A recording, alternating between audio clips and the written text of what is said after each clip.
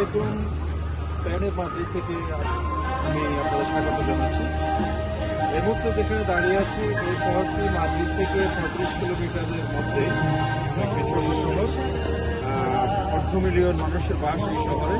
এখানকার স্থানীয় city corporation কর্তৃক আয়োজিত আজকের খ্রিস্টান ধর্মাবলম্বীদের সবচাইতে বড় ধর্মীয় উৎসব বড়দিন উদযাপিত হচ্ছে এখানে অত্যন্ত গাম্ভীর্য এবং উৎসাহ উদ্দীপনার সাথে।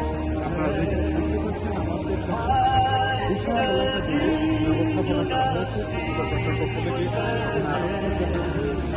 বিভিন্ন বয়সের মানুষের বিভিন্ন ব্যবস্থাপনা করা হয়েছে।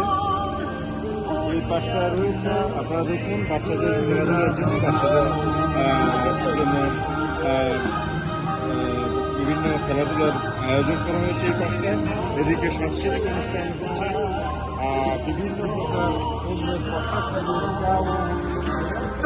অত্যন্ত মনোরম ব্যবস্থাপনার মধ্য দিয়ে, অত্যন্ত সুশৃঙ্খল ব্যবস্থাপনার মধ্য দিয়ে উদযাপিত হচ্ছে খ্রিস্টান ধর্মাবলম্বীদের আজ 25শে ডিসেম্বর, তাদের সবচেয়ে বড় ধর্মীয় উৎসব বড়দিন। দর্শকবৃন্দ, আপনাদেরকে আগে জানিয়েছি এখানকার যে আলোকসজ্জার ব্যবস্থা। আপনারা জানেন রাশিয়া ইউক্রেনের যুদ্ধকে কেন্দ্র করে ইউরোপের জ্বালানি সংকটের যে আশঙ্কা করা হয়েছিল, আমার মনে হচ্ছে যে আজকের যে আলোকসজ্জা তারা করেছে, বস্তুত আজকে নয় কিন্তু এক সপ্তাহ থেকে এই অনুষ্ঠানটি চলছে এবং চলবে আগামী এক সপ্তাহ পর্যন্ত।